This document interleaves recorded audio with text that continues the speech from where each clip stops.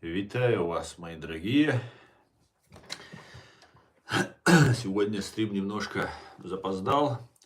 Время 18:15 по Берлину, 19:15, соответственно, по городу Джохару. С вами снова я, Аслан Арцуев, на канале в YouTube Reality и на канале Аслан Арцуев TikTok.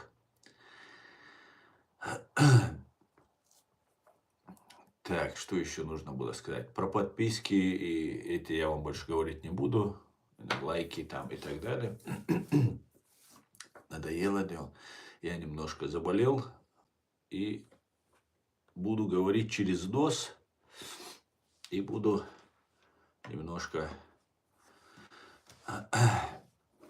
болеть в прямом эфире. Как обычно, начиная наш стрим, я хотел рассказать о потерях русских оккупантов в Украине.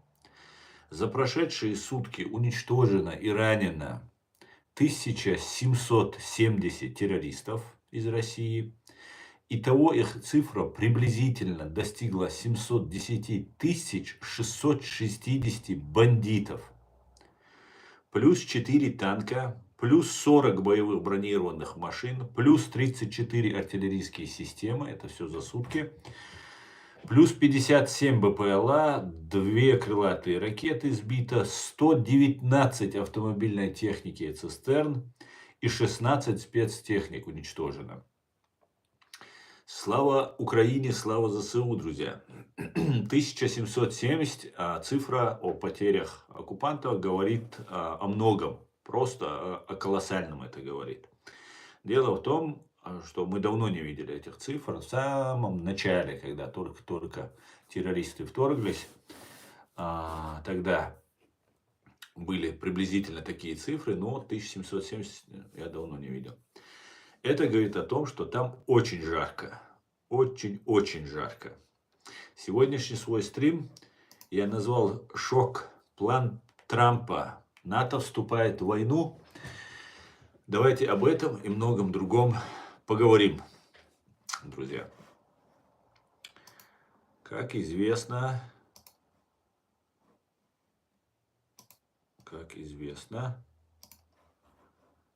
47-й президент Соединенных Штатов Америки Дональд Трамп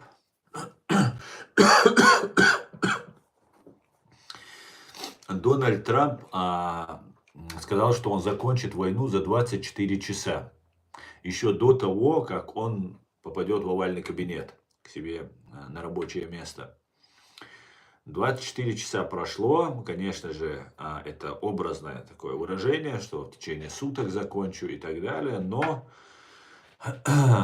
сейчас, по всей видимости, российской стороне сделали предложение, и уже какие-то проблески вот этого предложения мы уже слышим, видим.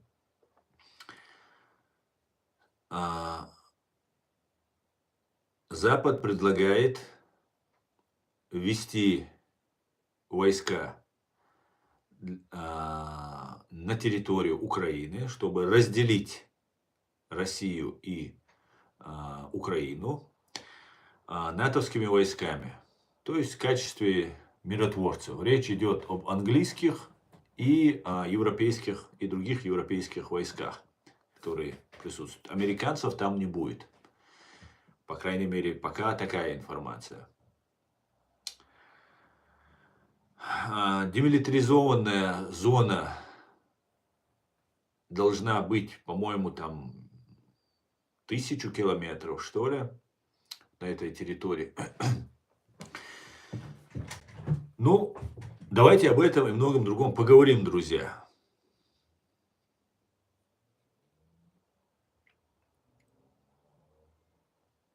Давайте поговорим.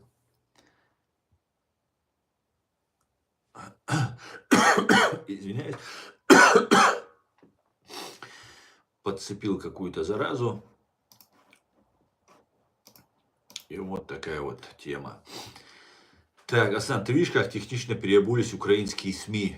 Ну, если речь идет об русскоязычных СМИ, ну, там нету СМИ. Там есть средства массовой пропаганды.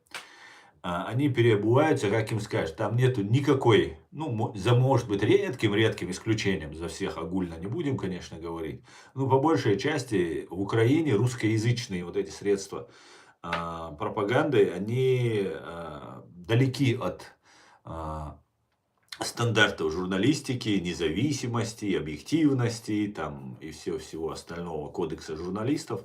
Далеки они от этого просто, феноменально далеки. Поэтому переобуваться для них это не проблема. Ладно это, ладно, ну, новый президент, они поддерживали администрацию демократов, допустим. Сейчас прошли республиканцы, и переобуваться нужно в любом случае, хочешь не хочешь, придется переобуваться. Так они же всех ГБшников собрали у себя на этих каналах, и там у них вещают, ну, просто без остановки. ГБшники за ГБшниками. И знаете, как они радуются, что сейчас Трамп там на Зеленского давит, там еще что-то. Ну, прям не могут скрыть своей радости. Не могут скрыть своей радости, хотя они очень сильно ошибаются. Ничего, никаких плюшек России не будет. Понимаете? Не будет. Я просто в прошлом стриме, позапрошлом стриме не хотел говорить, думал над этим, не хотел говорить, потому что, ну, мало ли, какой-нибудь план, а меня смотрят очень многие. И это может, ну, как бы, может, я раскрою какие-нибудь тайны и так далее. Но сейчас уже, в принципе, все очевидно, можно уже не скрывать. Я думаю, русские тоже это уже понимают. Никаких плюшек, никакой поддержки, никакого там спасения России не предвидится. С чем я вас всех поздравляю. Возможно, у Зеленского могут быть проблемы. И то это так.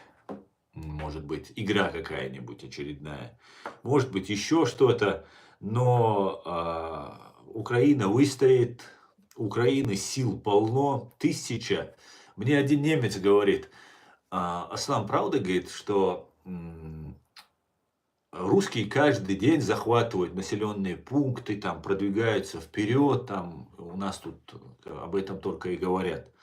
Я говорю, да, это правда, да, русские продвигаются. Каждый день какие-то метры, какие-то там сотни метров они отвоевывают, это правда. И они отвоевывают, потому что так хотят украинцы, чтобы их отвоевывали. Не потому, что украинцы хотят, чтобы землю отвоевывали. Украинцы хотят, чтобы их солдаты не гибли. И они ведут вот такую своеобразную войну. Я говорю, а ты знаешь, что каждый день 1000-1200 русских солдат погибает или получает увечья? Он как? Я, ну-ка, беру вот этот страницу Генерального штаба Вооруженных сил Украины, Facebook, открываю и показываю ему. Вот каждый раз, который я вам рассказываю, вот я ему показал. Он был просто в шоке. Каждый божий день столько людей гибнут. Сегодня погибло 1000 убитых и раненых, 1770, да, человек. Представьте себе. Каждый божий день они теряют такие силы. Это не прибавляет ни уверенности, ни возможностей, ни сил. Россия выдохлась. Да, они затягивают там северокорейцев, китайцы помогают, колоссальные деньги вбухиваются. Но это, знаете, как брать кредит. Ты сегодня берешь, все нормально, а потом через какое-нибудь, или употребление наркотиков, например. Сегодня употребляешь, тебе все нормально, носишься на ногах, а завтра кредит выплачивать, здоровьем расплачиваться там, за наркотики. Вот что делает сейчас Россия.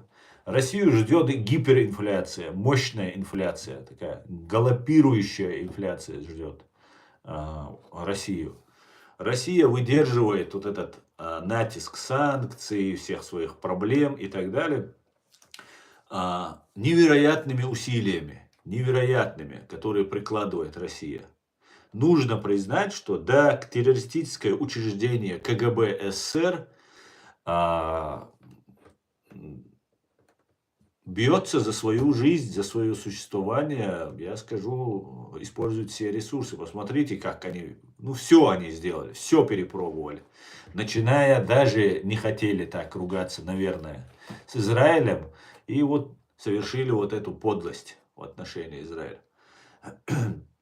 И не собираются отступать, не собираются сдаваться. У них пока им деваться некуда, будут сражаться. будут биться. Но дела отвратительные. Пока русский народ, россияне не поднимутся, не свергнут эту власть, не проведут люстрацию там, и так далее, это все будет очень-очень долго тянуться. Вот такая вот ситуация. Ну, посмотрим, давайте.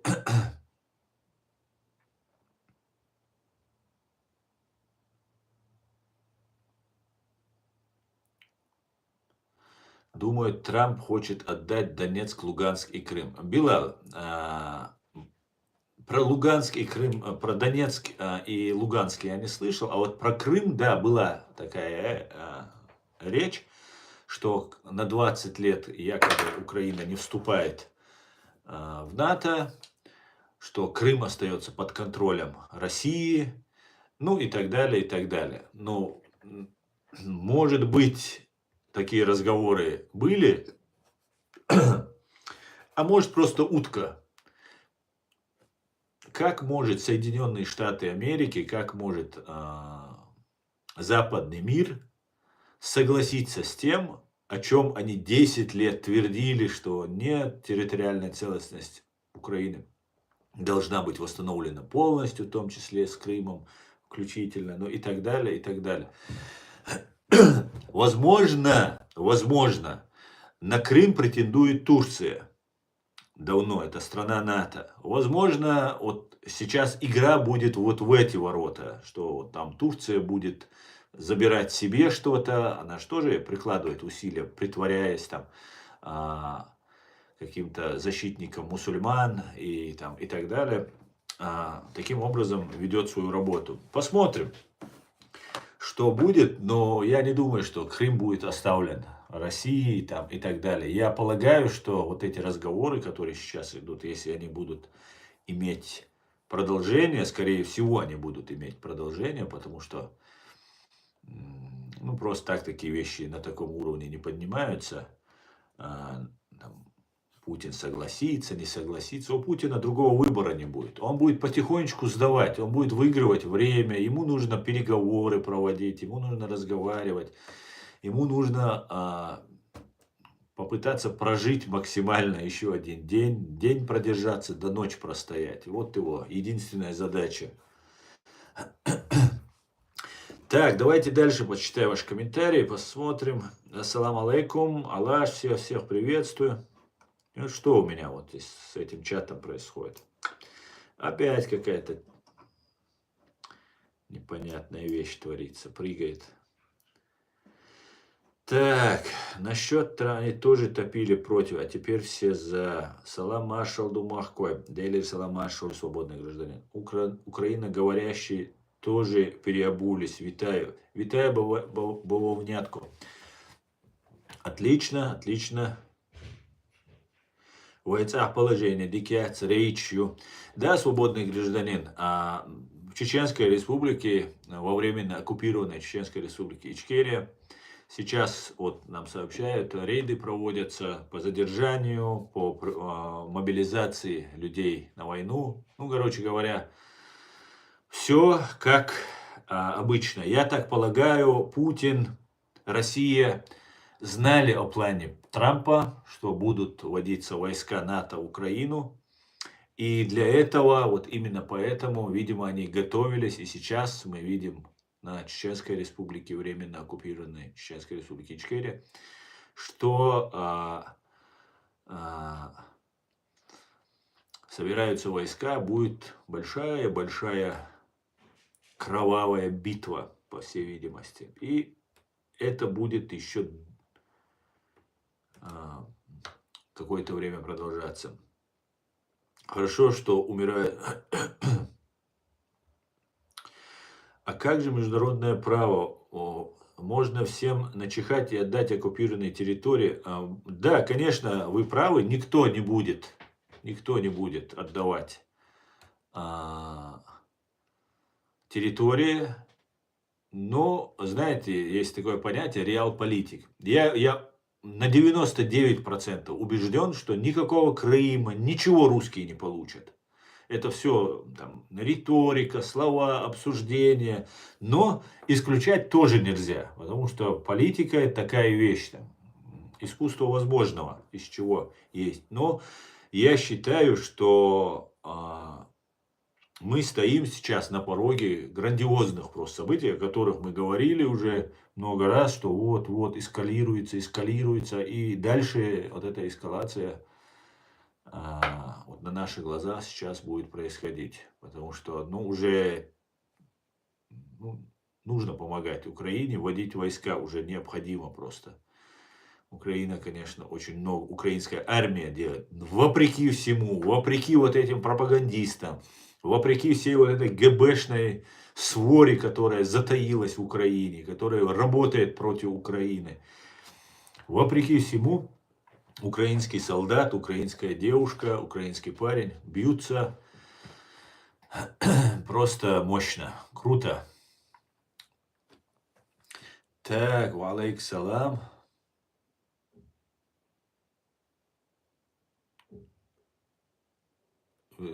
Смотри, ты говоришь, украинские там переобулись, русскоязычные. Вот у меня здесь заставка, где Трамп поднимает руку после, ну, когда в него стреляли, да, получил он ранение уха. И человек, который пишет Ахмад Силас, ну, этот подхолопный, вот у него такая же аватарка стоит, как у меня, где вот Трамп с поднятой рукой. А ты говоришь, украинские русскоязычные переобуваются и украинскоязычные. Перебываются и эти. Они сейчас будут так восхвалять Трампа, вы даже не представляете. Все будут любить Трампа до безумия. И я им советую это делать. Потому что... Потому что, да.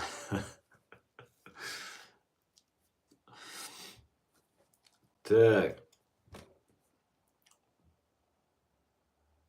Ну, в четверг Трамп позвонил Путину, говорил 25 минут. Ну, говорят, говорил, а Песков сказал, что не было разговора. Асан, не знаю. Так, четверг, Крым невыгодно отдавать Западу. Все-таки Черное море логистика. Не-не-не, Алаш, абсолютно вы правильно мыслите. Там не только Черное, там неподалеку Азовское море. И это Черное море очень долго и упорно зачищалось от российских кораблей, если вы заметили. Поэтому мы все знаем, что Америка это царица морей, морских морей и океанов. Ну, по крайней мере, пытается, она и так доминирует, но пытается быть единоличным таким повелителем воды, всей воды, а мы знаем, 70% земли это вода. И никто, конечно же, не будет Черное море отдавать Русне. Я очень надеюсь, что и Каспийское море будет под контролем американцев. Нужен освежающий залп томагавками. Свободный гражданин. Я полностью с вами согласен.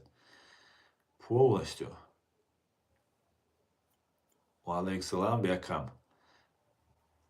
Один вопрос. Почему топишь за США? США дали 30 миллиардов против Чечни России. Ну, я это много раз отвечал, Биакам. Посмотри мои другие стримы на YouTube-канале Reality. Найдешь, там написано все. Там я уже много раз говорил. Пускай Трамп покажет им Кузькину мать 7 переобувальщикам и 7 московитам андрофагам.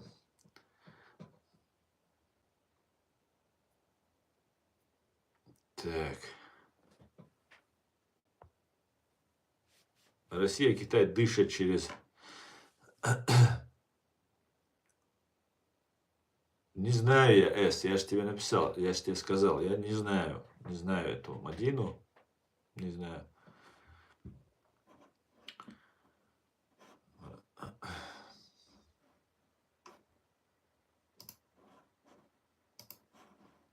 Такс.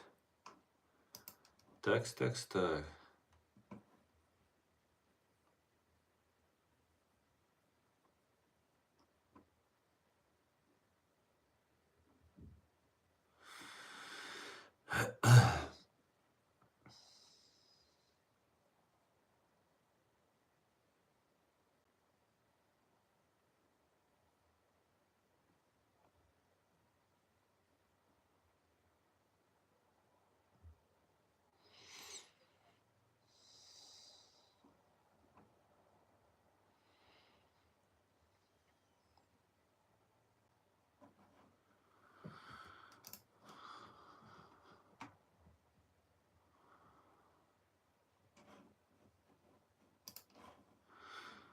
Салам Машал, Дели, салам Машал, ой, Мамад.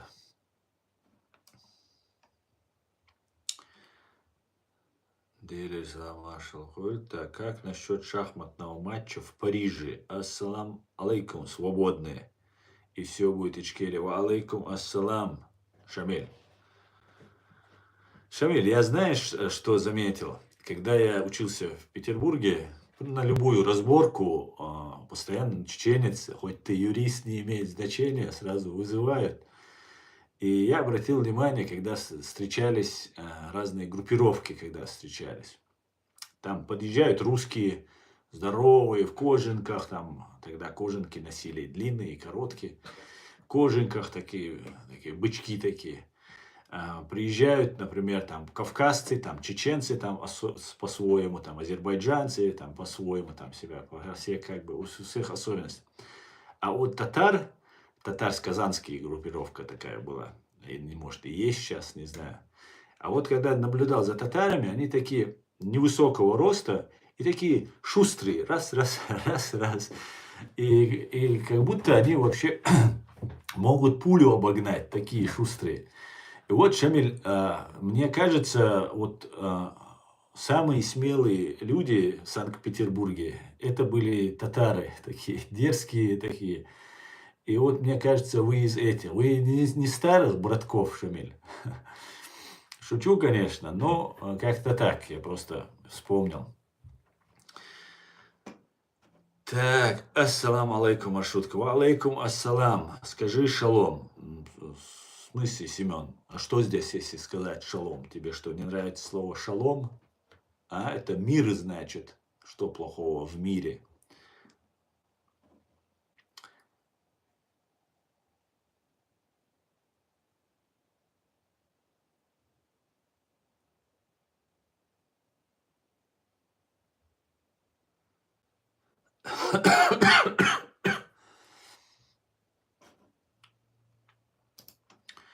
И вот такое было вот. У нас наблюдение, не только у меня, у нас про татар, там, про казанскую братву. Что же скажешь про ситуацию с Аухом? Помните, я вам говорил, что если они запускают какой-то процесс, вы его разоблачаете, и вы его смягчаете, этот удар, но он все равно продвигается. В конце концов, даже если все люди начинают уже понимать, что это просто какая-то схема очередная там российская, то они становятся маргиналами такими непременно, но они дальше продолжают. И вот сейчас вот все, что связано с Дагестаном, все, что связано там с Аухом, с Ингушетией, вот эти люди вновь и вновь поднимают этот вопрос, вновь и вновь поднимают вопрос. Я призываю всех дагестанцев, как свободный, независимый чеченец, не относящий никак к России, я вас всех призываю оставить нашу республику и наш народ в покое. Да именно дагестанцев я призываю. Не произносите вообще наше название. Я вас прошу, сейчас такое время, если вы не провокаторы, сейчас время такой смуты, и нас хотят с вами стравить, втянуть с вами. Мы уже втягивались, мы уже стравливались. Как бы мы видели, да, как мы пришли спасать, и потом ваши же люди выходили в наших людей стрелять. Поэтому сейчас просто просьба, чтобы дальше не переходить там на какие-то там другие вещи. Просто не говорите про нашу республику, про наш народ, наших граждан. Пока оставьте нас в покое. Большая просьба. Очень я заметил, начали обсуждать, мы там братья, мы братья. Мы братья. Когда геноцид чеченцев шел, мы тогда тоже были братьями. Но мы не заметили вас всех, мы не заметили вас в окружении там поддерживающих, защищающих и так далее. И под видом мусульман, там, под видом мусульманским соусом, они начинают нам вот эту тему разжевывать, мы братья, мы должны единый Кавказ, должны быть единый Кавказ, должны. Но, во-первых, не так, как планируют российские спецслужбы, а как мы планируем. Понимаете, как мы планируем, на нашей основе. Поэтому я всех призываю вновь и вновь, ингушей тоже призываю, другие народы. Нас хотят стравливать, хотят создать смуту. И об этом я не сейчас говорю, когда это уже стало очевидно. Мы это вот, мои зрители не дадут солгать, уже много-много времени говорим. Пару лет точно, 2-3 года мы говорим, что они пытаются сделать у нас там на Кавказе в Палестину 2:0. Хотят сделать, и под этим соусом нас хотят всех там затолкать либо под Турцию, либо еще куда-то оставить под Россией. Скорее всего, план у России нас не отпускать, у коллаборантов на Кавказе точно так же план не уходить от России. Поэтому а, эти вещи я вас прошу, не поднимайте. Прошу вас просто. Душанарум. Питан душон царвендеш. Специально ищаю провокатор. Щу Ванюха Йохич, Юга Хитцелс. Все это время не было никого, да, за отдельным, не считая отдельных представителей, которые сражались, гибли и так далее. Поэтому эти вещи, пожалуйста, очень-очень внимательно относитесь. Это сейчас какое-то время, это сейчас пройдет. Полгода, год-два, это все пройдет. Но сейчас нам нужно выдержка, не поддаваться на провокации. Это очень важно.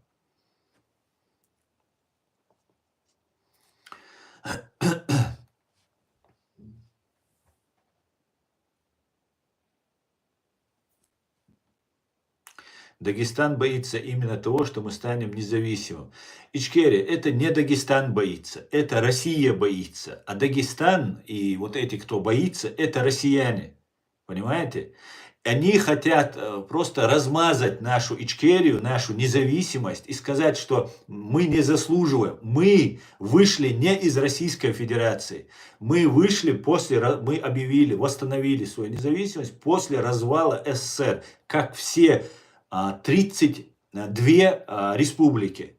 В Советском Союзе было 15 союзных республик и 20 автономных республик. 3 республики, балтийские 3 республики, они не были признаны международным правом частью Советского Союза и все 50 лет считались под оккупацией. 50 лет. Когда развалился Советский Союз, во время Советского Союза, высший верховный орган государства, Верховный Совет СССР, принял закон, где автономные 20 республик и советские республики, союзные республики уравняли в правах. Понимаете, их стало 35, ну, за вычетом 3 балтийских, стало 32.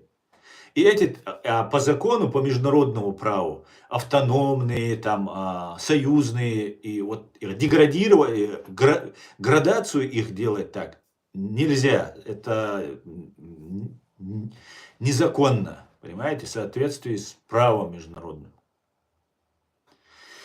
И 32 республики в Советском Союзе после прекращения существования Советского Союза объявили о своей независимости и получили свою независимость. Мы воспользовались своим правом. И назидание всем другим, запугать всех других, нас уничтожали. Все остальные помогали нас уничтожать. Вначале поддерживали, а потом помогали. Кто-то помогал, кто-то поддерживал. И вот все, что произошло. Поэтому, если мы отказываемся от своего законного права, что у нас тогда было государство, на законных основаниях построены, то в таком случае убитые 300 тысяч наших граждан фашистской Россией остаются законными жертвами, так как, ну, так получилось, извините, может, какого-нибудь там одиозного там русского террориста привлекут к ответственности там за какие-нибудь там обстрел там рынка, там такие громкие какие-нибудь преступления, теракты, которые Россия совершала за них. А так, в целом, Россия уйдет от ответственности. И 300 тысяч граждан Чеченской Республики Ичкерия будут забыты. Все, кто воевал против России, принимал участие против России, все эти люди будут считаться террористами, как сейчас Россия их считает. И так и останется. Все, кто сидит в тюрьмах, которые получили пожизненные сроки, которые по 20 лет, по 15 лет отсидели. Эти люди тоже не получат никаких компенсаций и так далее. Поэтому мы должны строго-настрого придерживаться линии нашего народа, выбора нашего народа. Это не желание Дудаева, там, Идигова и кого-то еще. Это выбор чеченского народа. Это борьба похлеще там, любого голосования и референдума будет, когда столько против такой огромной страны, такой малочисленный народ, без вооружения, практически в полном окружении сражался 25 лет, отражая 5, 4 успешные, вот 5, пока наша страна оккупирована, 5 агрессий со стороны фашистской России. Эти вещи мы должны запомнить и знать. Мы являемся суверенным, независимым государством. И все, кто вот Ахмед Закаев, Руслан Кутаев, другие там разные российские деятели, они пытаются нас представить частью России. Здесь на Западе есть люди, которые разделяют их взгляды, потому что здесь на Западе есть люди, которые сдали нас фашистской России. Понимаете, после гибели Джохара Дудаева, как знаете, у чеченцев есть пословица, когда медведь захотел съесть своего медвежонка, он выволок его в грязи или в пыли выволок. Типа он грязный, и можно его уже съесть, он плохой, нехороший. Вот точно так же нас выволокли в этой пыли, грязи и сказали, ну ладно, оставьте часть России. Один из них, Тим Гульдеман, руководитель ОБСЕ, это нужно запомнить. И может быть сейчас Тим Гульдеман пытается, или его там группа лиц пытается сделать так, чтобы да, мы часть российская. Для этого там какие-то там поблажки идут там в виде там принять там в Украине там и так далее, и так далее. Какие-то процессы идут. Ну и конечно же при помощи Кремля все это делается. Поэтому эти вещи мы должны запомнить. Мы должны знать, чеченцы, особенно к вам я обращаюсь, что вот эти вещи мы не должны ни в коем случае спускать. И нас сейчас хотят горские республики, какие-то конфедерации, еще чего-то объединить. И они же и предлагают. Понимаете? Вот когда я что-то начинаю делать, и это начинает получать отклик у чеченского народа, сразу же появляются симулякры, которые начинают то же самое делать.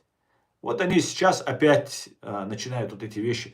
Вот по поводу Трампа фотография на аватарке Ахмад Силаса, это тоже характеризует, вот это очень характерно, демонстрирует это все. Поэтому мы должны эти вещи знать, друзья. Очень важно это знать, чтобы категорически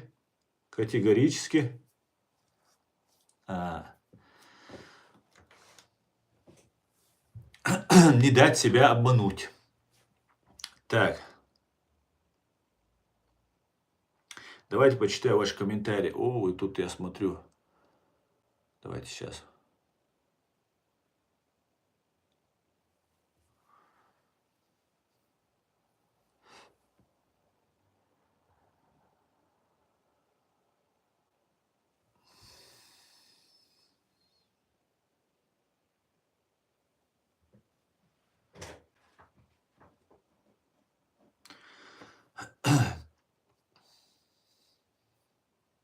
Илахнаш аддетдиз бо маршрутка цадиздер вай хундучду вай лахнаш вай нахма буйтига бехша бо вай лахчма дуиш но вай маш довлетиш цаг квадратный километр вай маш вай байрак датуган вай президент парламентилш так квадратный километр вай лахтлетиш дунену признаттен цулт адуцер дуай вай спецслужб хирю вай армия хирю вай нах хирбу вай субъект международного права хирча дунен ча доказывать да вай армияшца уж армияшам вайлерда уж вай чоду дагайт уж да дунен ча правою закон, сила права. Да, не всегда там и так далее, все это понятно, но не все идеально. Но сила права действует. И мы будем по закону все действовать. Хинц вай кара ума мадац. Хинц там вай кияча. Вы же с Россией решаете, третье, десятое и так далее. Будем с Россией решать, с ней судиться будем, да, и так далее, и так далее. Отсюда довлети швейца. Вай таган ардиц дулдельчкайна, вай аухица дюлла. Вай хал. Ваем Астрахани качалс, лачду, вай Кавказский лач, Астрахани качалс. Вай Ставропольский, Ставропольский край, вай Нохчих и Любох. Не знаю, я шайги даже, цахасу. Цундер, ждите вай дулдельчама, дукум жду вай диц. Просто давайте степ-бай-степ, шаг за шагом, потихоньку, ну ты хочешь. Просто хинц, вот сейчас, если мы будем обсуждать эти вещи, мы придем к тому, что мы просто утонем вот в этих всех передрягах, там, вот этих спецоперациях ФСБ. Вот зачем они говорят сейчас, они все это поднимают, накручивают. Вот объясните мне, для чего сейчас это делается? Сейчас все вместе должны против Кремля, ФСБ, Лубянки действовать. Вот что должно быть. А не так, чтобы вот мы там решили сейчас, давайте, потому что это в тренде, сейчас все об этом говорят. Нет, не надо, не спешите. Сел мало. Шадик дикхирду. В Дагестане все смешалось. Кони, люди, ислам и любовь к России.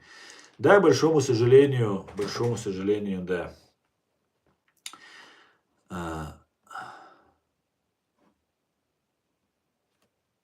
Что делать с Израилем за Палестину? А ты попробуй что-нибудь сделать. И вообще, ты знаешь, что Израиль это и есть Палестина? Ты знаешь, что Палестина это географическое обозначение? Вы такие неграмотные тролли. Вам бы чуть-чуть подучиться. Израиль это и есть Палестина.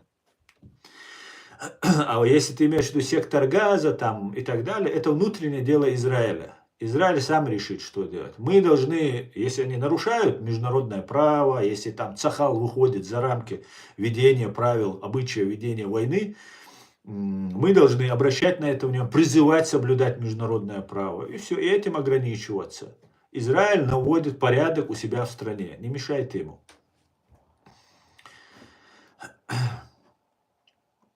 Ассанс, нынешняя обстановка...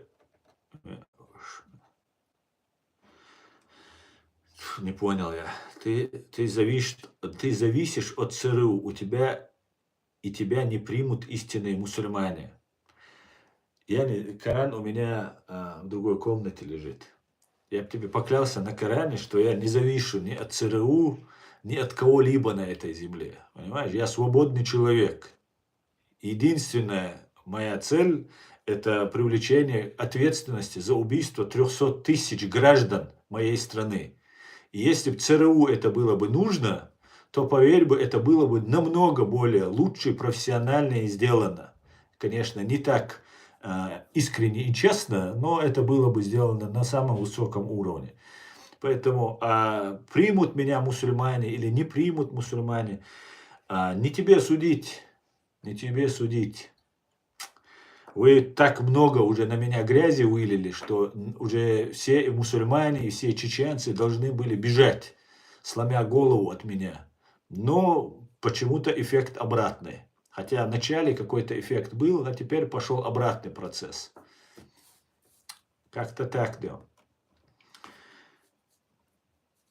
Где эта дверь в ЦРУ? Покажите ее мне. Причем это за истинных мусульман, которые переживают, что они меня примут или не примут, пишет человек с истинно мусульманским ником Денис. Такие русские, вы интересные. То вы ненавидите нас, то вы без нас жить не можете. Вы определитесь уже. От любви до ненависти один шаг, я так понимаю. Гуноевский. Я чеченец, говорит Гуноевский. И я за Израиль. Отлично, Гуноевский. И я тоже. Так, что здесь? Спасибо тебе, Маргарита. Так, давайте дальше.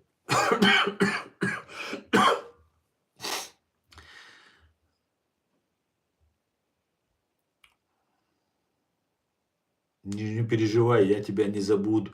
И тебя не забудут, говорит. Да я особо не парюсь, если честно. Аслан, как ты относишься к Рамзану Кадырову? Ва алейкум ассалам. В смысле, как я отношусь? Ты в первый раз у меня на канале? Ну, зайди, посмотри, что я там говорю.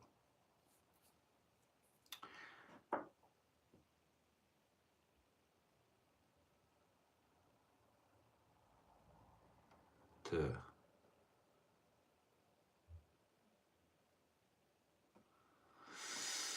Так. Я смотрю, вот тут. Я же вам ограничитель не поставил. Вот поэтому я смотрю, что так много этих комментариев. Ну, просто огонь просто комментарий. Оказывается, я вам ограничитель не поставил. Поэтому вы тут чувствуете себя. Вот она, демократия. Вот слабость демократии. Видите, я вам дал сегодня немножко демократии, а вы вот видите, тут мне пишете.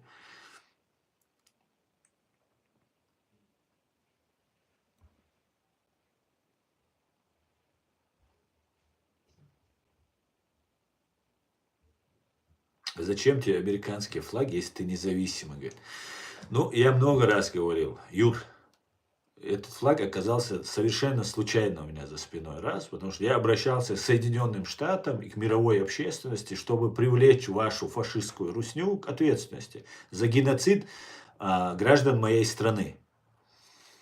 И мне этот флаг прислал мой друг из Америки, с которым мы подружились, и вот я его повесил, и я нисколько не жалею. Это отличный, прекраснейший, шикарнейший флаг. Шикарнейший просто. Я вот обращаюсь к стране, которую Россия боится до беспамятства. Россия ее боится. Если верить вашему Путину и вашей террористической вот этой гибне, то вы, оказывается, все 30 или сколько уже, 33 года, да, с момента распада Советского Союза, являетесь колонией Соединенных Штатов Америки. Поэтому я в метрополию обращаюсь, как положено, говорю, вот этих ублюдков незаконнорожденных, пожалуйста, метрополия, разберись с ними, а то они убивают наших людей, причем наших русских тоже, я за них тоже требую. Между прочим, убивают своих русских, чтобы потом начать убивать нас. Вот такая вот метрополия не смотрит за своими колониями, да, надо. Поэтому вот я хочу им донести, чтобы услышали. К сожалению, по-английски говорю очень плохо, поэтому веду только на русском и на чеченском языках. Но, я думаю, найдутся достойная мне смена, которая и на английском, и на немецком, и на французском будут говорить. Мы создадим мощный информационно-аналитический центр. Я вам отвечаю. И все будет Ичкерия.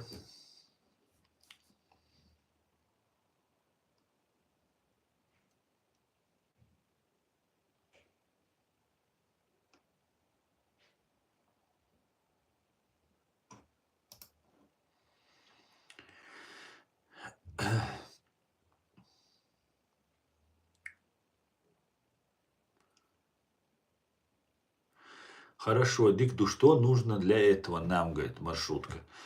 Смотри, маршрутка, нам нужно быть информированными. Нам нужно, чтобы нас не втягивали в разные сомнительные компании и использовали нас. Вот все, что нам нужно. Но среди нас есть такие криминальные элементы или там какие-то любители приключений, которые все-таки будут туда лезть.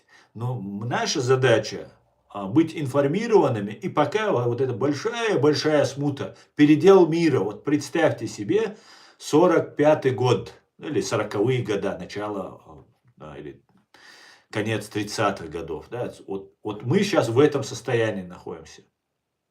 Какие жертвы были? До 100, по-моему, миллионов человек погибло во Второй мировой войне. Вот нас могут ждать такие же жертвы, потому что идет изменение мира. Понимаете, этот процесс запущен. И он уже не остановится, его невозможно остановить. Понимаете, вот эти процессы, которые идут, нам нужно выжить, переждать. Вот что нам нужно. Нам нужно просто сейчас выждать. We got needs, but чтобы понимали.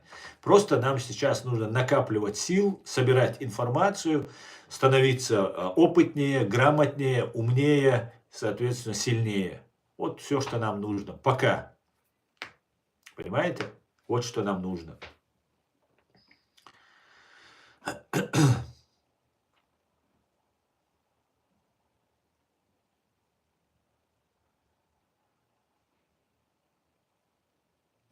Добрый, правильно защищает людей. Путин правильно делает, говорит Оля Лаврусь, что защищает. Ну, правильно, хорошо. А какая разница, что где поют? Живите у себя, пойте по-своему, говорит гражданин. А, это ты ему.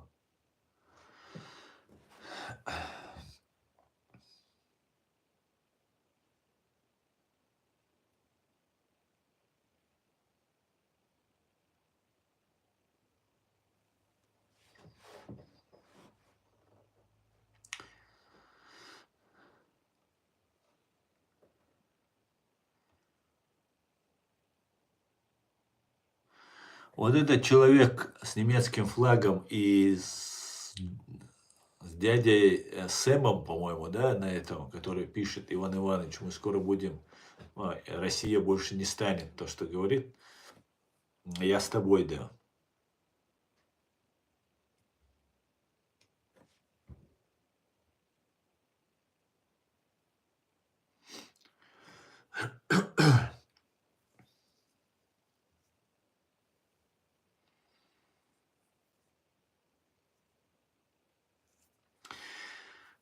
Почему ты не открываешь доступ к эфиру в каждом хотя бы 20 минут для жителей Чечни или вообще не уважаешь Нохчи из Чечни, говорит. В смысле, я не понимаю, о чем ты говоришь? Эмран, о чем ты говоришь? Что нужно сделать, чтобы открыть? Вы просто так тролли, что ли, тут? Просто вообще бессвязную речь пишете или что-то понятное, может, мне объясните?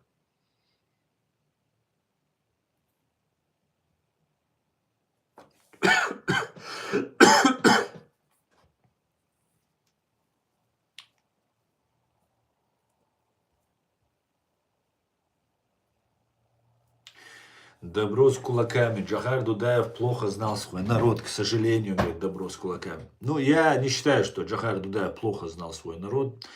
У Джохара Дудаева 10, по-моему, если не ошибаюсь, или 9 братьев, сестер, огромное количество там племянников там, и так далее, и так далее. Да, он прожил очень много в России и так далее. Но когда он вернулся, он никогда не терял связь, как мы понимаем, и когда он вернулся уже как на родину, уже начал жить на родине, вокруг него были самые настоящие чеченцы. К большому сожалению, Джохар был слишком добр. И ты вот то, что ты говоришь, добро с кулаками, ты вот то, что ты повторяешь, это то, что сказал Невзоров. Джохар знал русских, но не знал чеченцев. Да, он очень хорошо знал русских, но и чеченцев он тоже знал. Невзоров, он хотел таким образом сказать, что чеченцы – это мерзавцы, которых он не знал. Вот что имел в виду Невзоров, когда такое говорил. Поэтому, ну, как-то так. Посмотрим. Джохар Дудаев очень хорошо знал свой народ. Очень хорошо. Народ, как и все люди, как все народы, наш народ, он разный.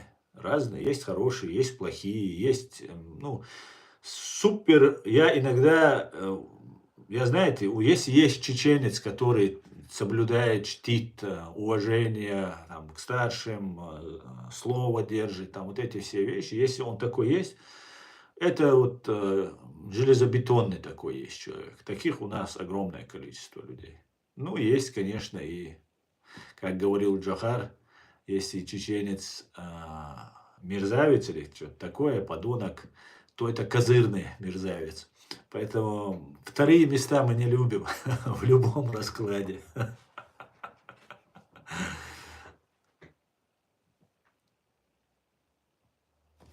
Так,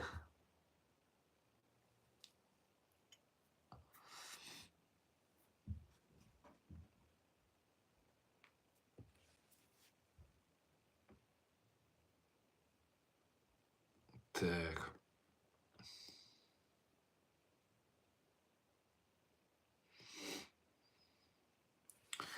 Как ты относишься к Азербайджану? Очень хорошо отношусь к Азербайджану.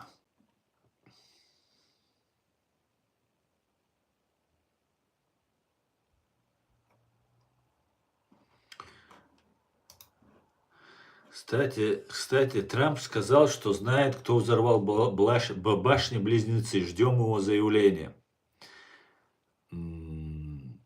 Отлично.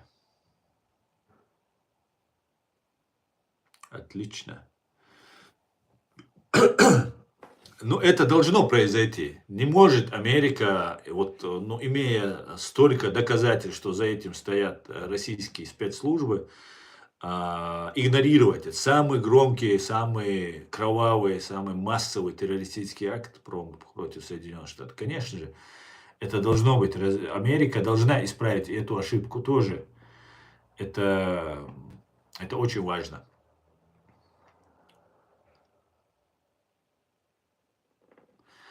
Армель сержант тут есть.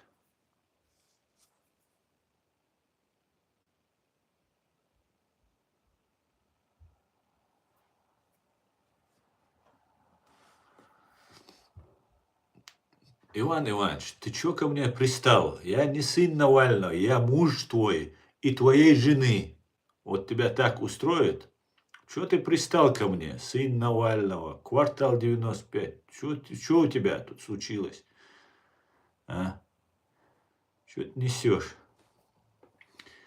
Давайте, забань этого Ивана Ивановича, достал уже своей этой туфтой.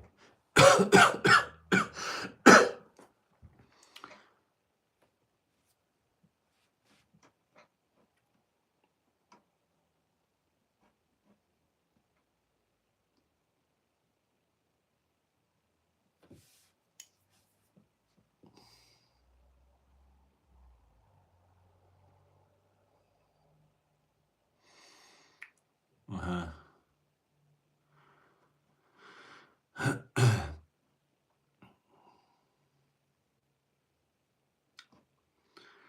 Я думаю, башни-близнецы не могли сделать ФСБщик. Они спалились бы, как в Рязани, или как в Крокусе в синих свитерах, когда сидели в зале, кричали двери, чтобы народ не вышел. Ну, веришь ты или нет, но факт остается фактом. Живой свидетель Константин Натанович Боровой, бывший предприниматель, политик там и так далее, человек, российский политик и так далее, обратился в 2000 году, по-моему, или в 99-м, когда русские только начали эту операцию. К нему обратился сотрудник ГРУ, который сказал, что готовится атака на самолетах в небоскребы. Это он прямо рассказывает, тут сидит, там Гарри Табаху рассказывает и так далее. Он пошел в американское посольство, сказал им, американское посольство им сказало, это все сфиксируется, это никуда же не делось, правильно? Ему сказали, что мы не уполномочены такую информацию принимать. Он полетел в Америку, встретился с директором или замом директора ФБР, рассказал ему все полностью. Ему не поверили. И потом произошло нападение вот этими самолетами. При помощи вот этих арабов было сделано. Как вот ты говоришь по поводу Крокус Сити Холл, когда вот эти таджики, узбеки были использованы. Может быть, там причастны еще кто-то, но точно Россия к этому причастна. И это не секрет. Это ни для кого не секрет.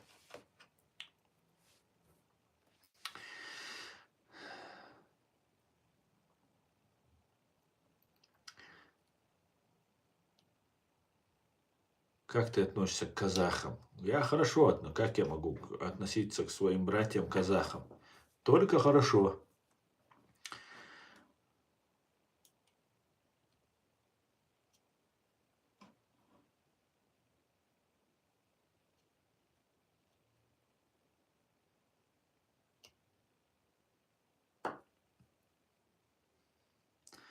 По мне, Крокус-Сити подставили невинных таджиков, а главных причастных они тупо упустили. Да, я тоже так думаю. Это были инструменты, мне кажется, таджики.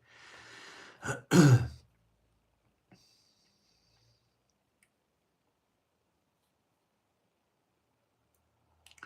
Крокусе видно было, что стреляли игиловцы, а ФСБшники в синих свитерах спалились по полной.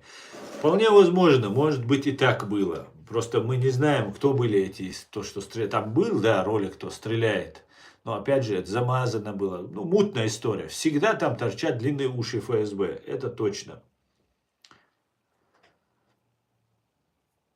Алейкум салам. Амин, амин. Дай Бог утулю.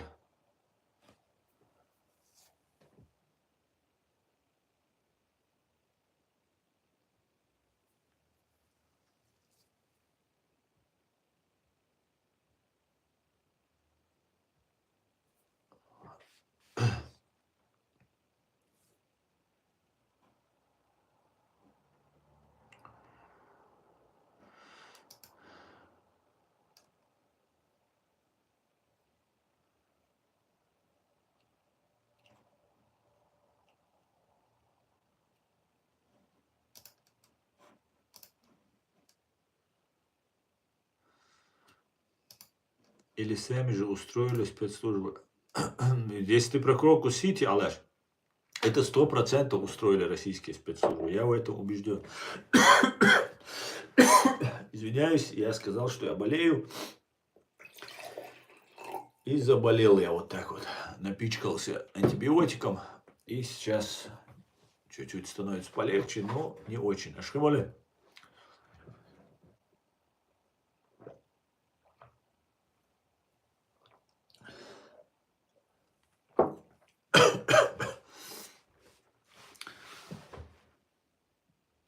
Посмотри потом информацию, как дом Каспийский взорвали в 96 году. Кстати, я забыл посмотреть, когда вы мне писали об этом. Думал, посмотрю, я помню, что это было, но не помнил деталей. Посмотрю обязательно. Если дерейсую, ладно, Оля Машева, дерейсую соваш. Немецкие флаги. ФСБ и ФБР братья, говорит, восставшие из бан. Ну, как тебе сказать, не думаю, что они братья, но думаю, что не поверили они. Не поверили, что Россия способна на это пойти. Не поверили.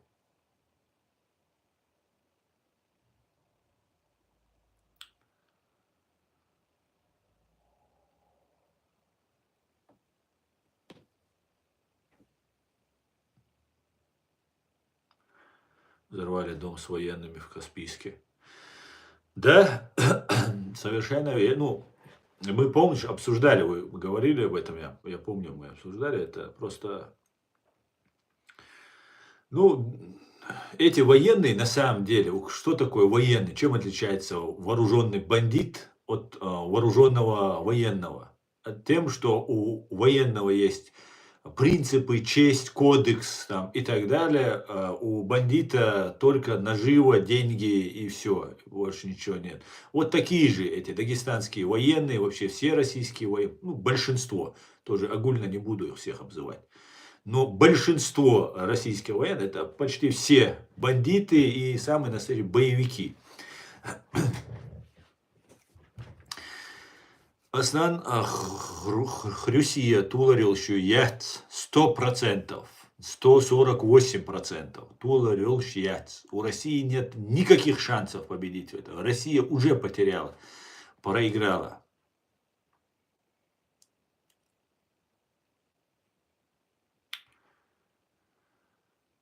Украинцы, так. Сначала взорвали дом Каспийский, потом Буйнакский, потом Гурьянова, Кашике. Ну, Каспийский в 96-м взорвали. А Буйнакский взорвали в 99-м. На Гурьянова, Каширке в 99-м, Волгодонск в 99-м. И думаю, взорвали бы еще пару домов. Возможно, и не пару, еще больше взорвали бы.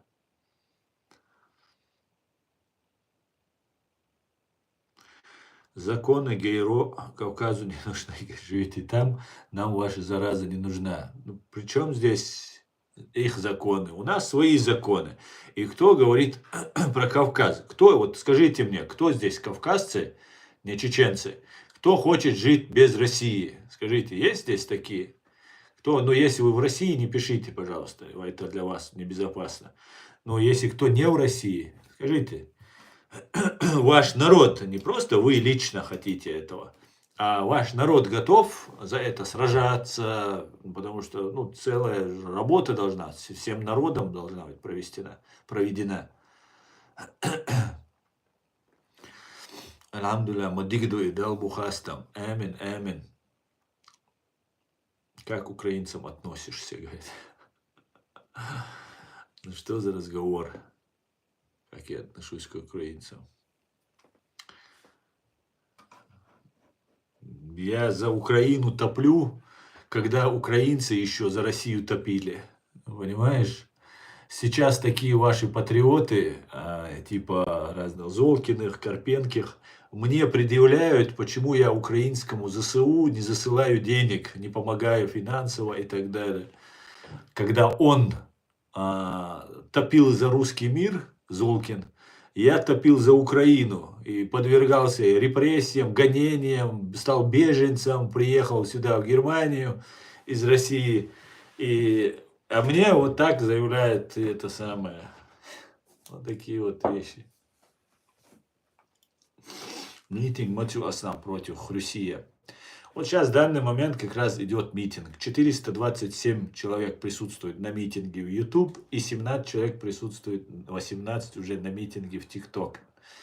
Вот 520 уже на митинге. Митинг каждый день мы делаем, каждый день.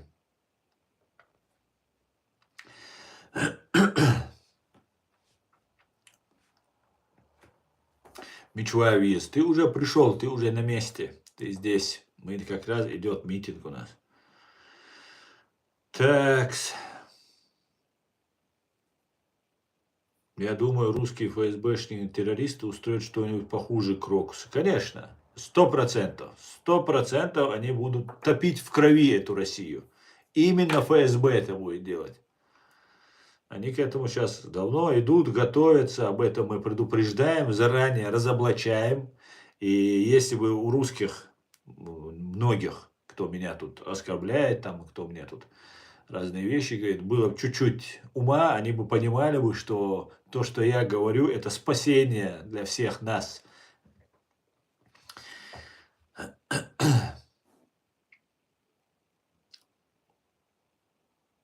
Кто ты, воин, победивший Россию, меня спрашивает, и так сойдет.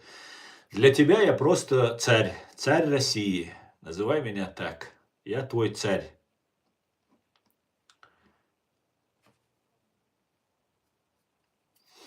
Надо Лубянку полностью снести. Совершенно верно. На месте Лубянского вот этого здания. А там, знаете, там ведь не только вот то, что кто видел на картинках, кто живет в Москве или был в Москве, видели вот это большое здание Лубянки.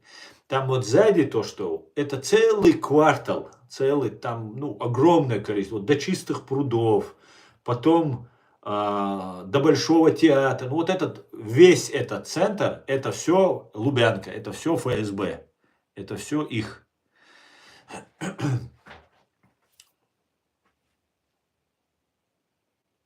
Вот начиная от Садового, ну и внутри, конечно, Бульварного кольца, внутри Садового кольца, вот между этим, где это у нас считается запад, наверное, да, или север, если по карте смотреть, не помню сейчас. Вот это считается, вот эта вся территория, их нужно всех, нужно люстрация, рассекречивание всех архивов. Я хотел бы посмотреть на эти рожи, которые сейчас меня тут во всем обвиняют, а сами являются работниками ФСБ и ГРУ. Очень хотел бы я на это посмотреть. Ну, посмотрим, что будет, посмотрим.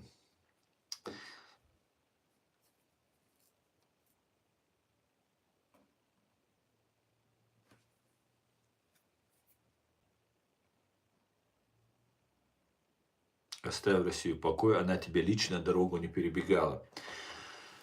Ну, что значит лично, Оля? Что значит лично? А? Вы оккупировали мою страну, убили 300 тысяч моих граждан. Да, никто из моих членов семьи не погиб. Никто. Бабушка умерла от сердца, по-моему, это было. Но из ближайших там родственников никто не погиб.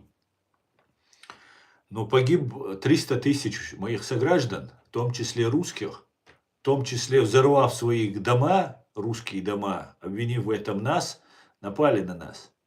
И эти вещи я не собираюсь прощать. И ладно, убили 300 тысяч, ладно, оккупировали территорию, ладно бы там, дали бы хоть раны залезать. Онкология, вы же истребляете нас, вот в чем проблема. Понимаете? Что вот мы там отомстить хотим, там ненавидим русских. Нет этого. Нету к вам ненависти. Есть инстинкт самосохранения. Мы хотим выжить просто. Понимаете? Мы просто вас боимся. Не боимся в физическом смысле, а боимся то, что вы, как пороховая бочка, вы ненадежны. С вами можно чуть-чуть сосуществовать, а потом бац и геноцид. Бац и геноцид. Истребление народа идет. Поэтому мы не хотим с вами ничего общего иметь, кроме хорошо укрепленной государственной границы. Ничего с вами не хотим иметь. Что тут непонятного? Не обязательно меня лично убивать или мне лично что-то делать, чтобы у меня был мотив не хотеть быть с вами, с Россией. Вы не соблюдаете сами свои законы, вы не уважаете жизнь человека, права человека, вы не уважаете ничего, понимаете? Ваш сатанизм, ваш бог Ленин лежит на Красной площади, который вас миллионами сгнобил, убил и миллионами довел вас до страшного состояния. И вы детишек будете на него смотреть. Ну не хочу я. Ну не только Ленин туфта для вас. Ну просто сатанисты, ну это ваш выбор. Вы имеете право на него. Но вы нас снова будете убивать. Вы сейчас онкологию нас травите. Вы отправляете на свои какие-то непонятные имперские войны, которые нам абсолютно чужды. Они нам противны, понимаешь? Мы не можем воевать против свободных людей. Понимаете, кем являются украинцы? Вот что вы с нами делаете. 300 тысяч находится у нас здесь, в Европе. Это от хорошей жизни убежали. Мне разные здесь вчера, позавчера там пишут, о, там, помоги беженцам, помоги. Это ахматсиловцы мне пишут. Да? Так вот от вас бегут. От вашей фашистской, российской этой власти бегут. Они мне говорят, помоги.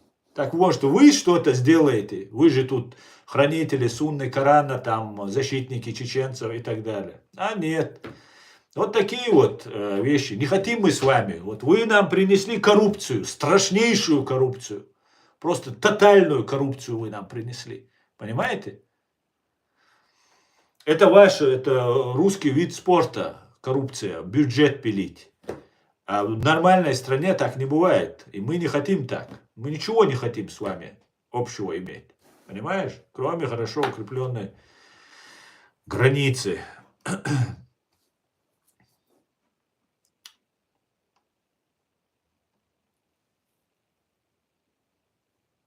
Кстати, русские знают, кто устроил Кроку, взрывы домов и Норд-Ост, и Беслан. И знают, но молчат. Да, добро с кулаками. И знаешь, очень хороший такой показатель, такой опрос населения был на канале «Редакция», Пивоваров такой есть один. И он сделал фильм про взрывы домов. Я очень много делал фильмы про эти взрывы домов в 99 году, которые произошли. И в конце концов, вот этот Пивоваров дошел до этого и сделал. Ну, там, в принципе, все факты, которые есть, мы все уже знаем. Может, какие-то есть еще секретные, пока мы пока не знаем. Ну, то, что мы знаем, это уже более чем достаточно, чтобы понимать, кто стоял за этими взрывами домов. Так вот, там, по-моему, 2 миллиона или 3 миллиона просмотров. Миллион, не помню, сколько просмотров было. И тысячи комментариев. И я специально зашел посмотреть на эти комментарии тогда. Я у себя в стриме это говорил. Вам стоит найти это видео и почитать эти комментарии. Все русские, все россияне знают, что взрывы домов сделали их спецслужбы. Вообще даже не обсуждается. Там даже не было попытки возмущаться или быть недовольными. Все знали. Ну, во-первых, фильм был очень качественно сделан. И во-вторых, все знают, конечно знают, мы русским не враги. Это русские нам враги. Украинцы не были никогда врагами русским. Это вы враги украинцев. Понимаете? Вы должны на себя сперва посмотреть. Надо в зеркало сперва посмотреть и сказать, может, во мне что-то, раз мы всех убиваем. А вы говорите, мы не можем жить без имперства. Мы империя. Вот это и есть проблема. Это и есть горе, это и есть реки крови. Понимаете? А для вас это какое-то пшик, какое-то мнимое величие. Где вы великие? Путин, да, у него миллиарды, он там ездит с охраной. А вы кто? У вас ничего нет. Понимаете? Вы живете за счет нефти и газа, и теперь ее сейчас Трамп начнет добывать американскую нефть, и все, и вы останетесь и без этого. Вас ждет голод тотальный, об этом мы тоже давно предупреждаем. Россия это сама знает, она готовится к этому. Голод, реальный, настоящий голод у вас начнется. Понимаете? Не у всех. Богатые, конечно, всегда себе найдут продукты. Просто богатых немного в России. Вот в чем беда.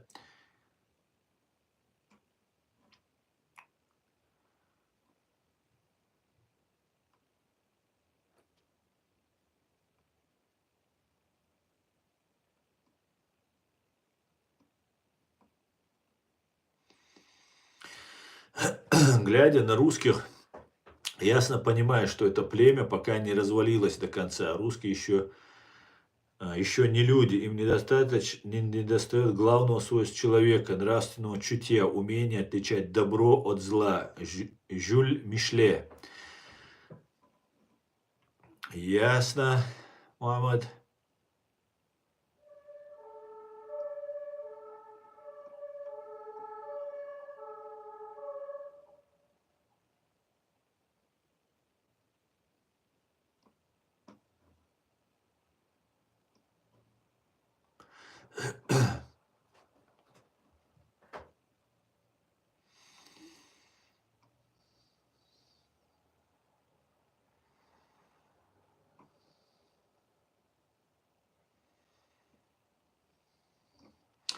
Так, друзья, я перемотаю.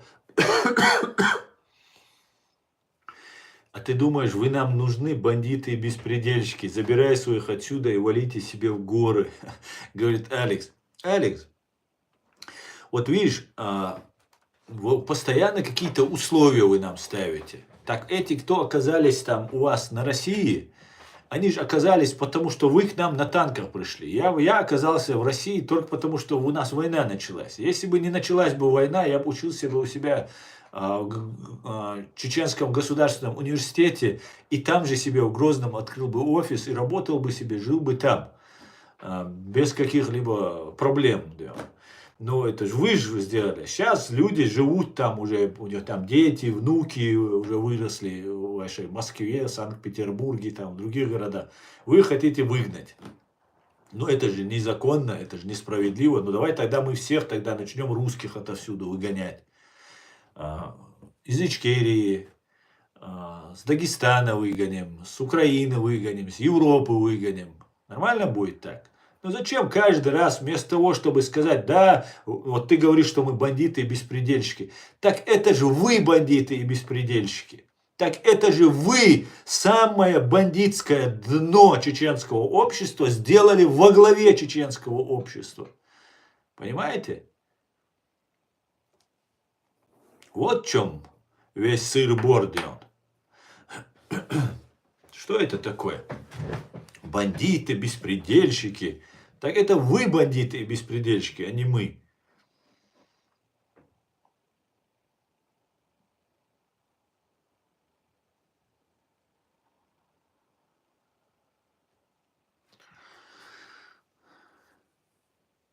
Так, привет, Асна. Я полгода работал на фабрике, и мой шеф такси говорил то, что говорят россияне о Чечне. Так. Говорил этот латыш ненатуральный, черномазые террористы. Это самое мягкое, ты что? Это самое мягкое. Они придумывают, как нас там оскорбить, задеть, убить. Если бы они были бы за русских, вот этот Алекс Фокс, который не хочет чеченцев видеть, он бы никогда бы не сказал бы: забирайте своих, и мы вам даем независимость.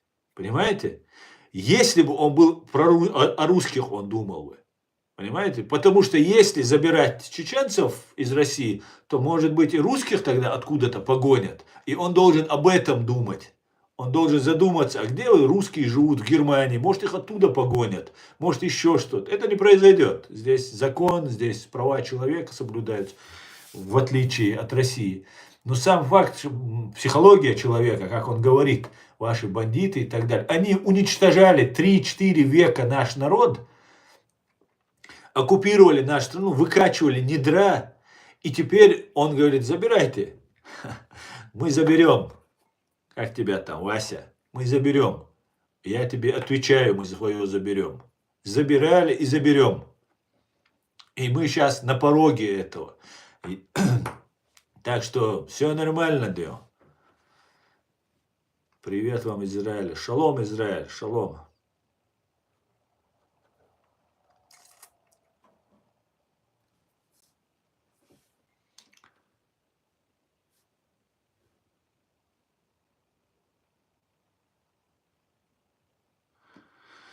Я к тебе в дом не приходил и законов своих не устанавливал. Алекс, ну, мне уже не интересно даже вот эту глупость комментировать. В смысле, ты не приходил. В смысле, ты не приходил. А кто пришел тогда? Кто поставил гауляйтера Кадырова нам? Кто уничтожил 300 тысяч наших граждан и разрушил всю страну нашу? Не ты лично, конечно же. Наверное, не ты лично все это делал. Но так мне, я тоже тогда вам ничего плохого не делал. Так, если посудить, чеченский народ, за что вы нас убиваете? За что вы нас так ненавидите? Ваше имперское нутро, которое вам кормит ваша власть. Вы сами были рабами у своей власти. И никогда вы даже не понимаете, о чем мы говорим. Понимаете? То, что говорит свободный человек, баран и волк по-разному понимают свободу. Для барана это свобода, это его лужайка, огороженная там электричеством или там, забором.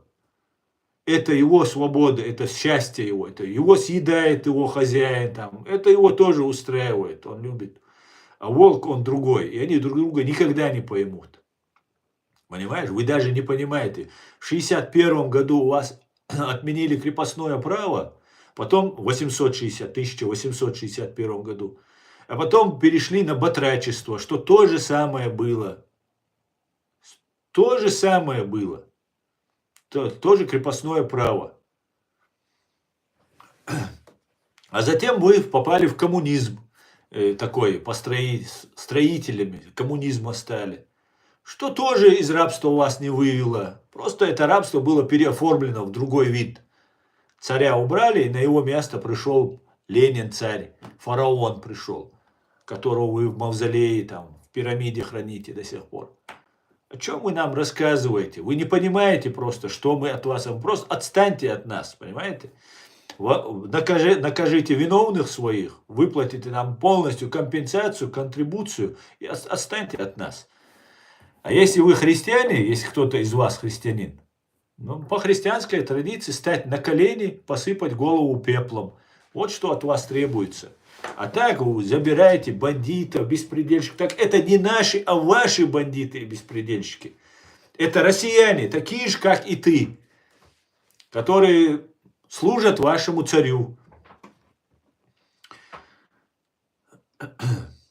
Так, давайте дальше, друзья.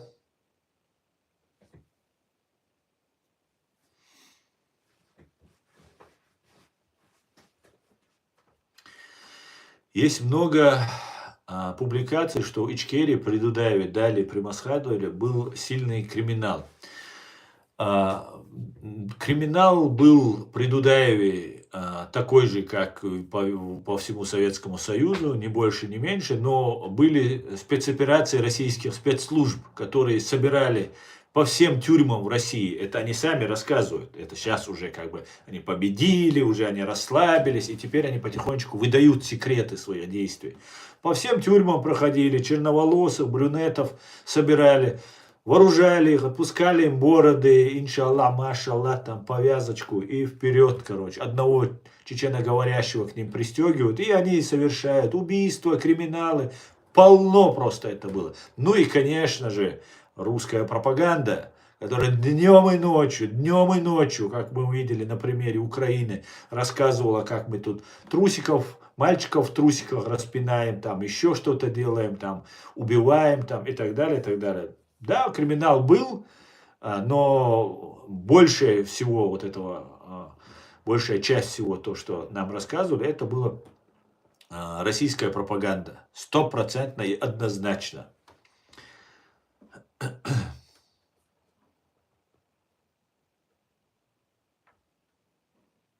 Привет из Баку. Привет, Эли, привет. Привет, Баку. Америка, смотрю, святая у тебя.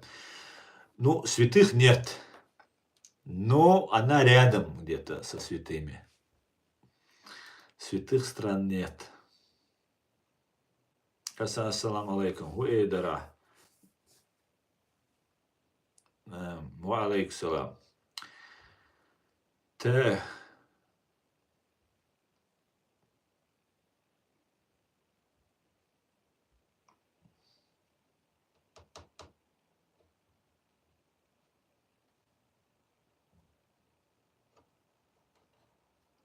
Отличная идея, маршрутка, отличная. Осталось дело за малым, реализовать ее. Алейкум салам.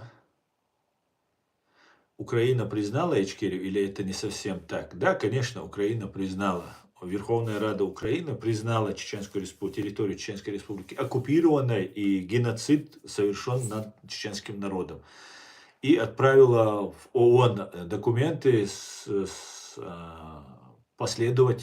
призывом последовать ее примеру Украины. Вот, да, признала. И будет признание, я так полагаю, за время президентства Трампа Чеченская Республика Ичкерия будет признана Соединенными Штатами Америки, другими странами, и заживем потихонечку, да, албухастам. Единственная проблема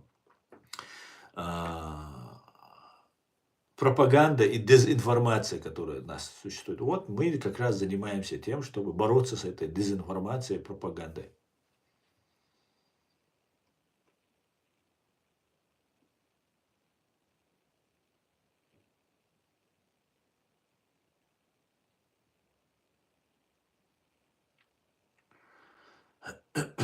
Ты за русских не беспокойся, не твоя забота, говорит Алекс Фокин.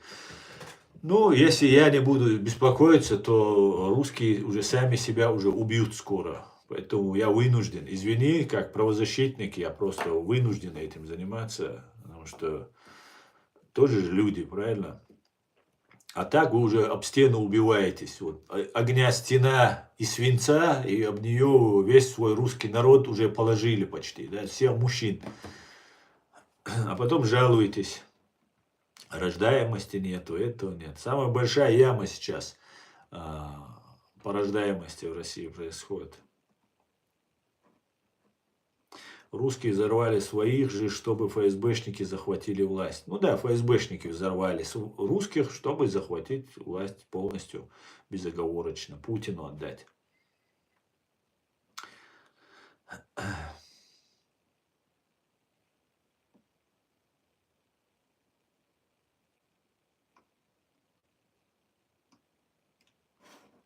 Ну ладно, я смотрю уже, тут вы совсем обнаглели. Я им дал возможность немножко пописать, и они тут вообще уже спамить мне начали своими этими российскими флагами, там все такое. Давайте немножко вы отдохнете.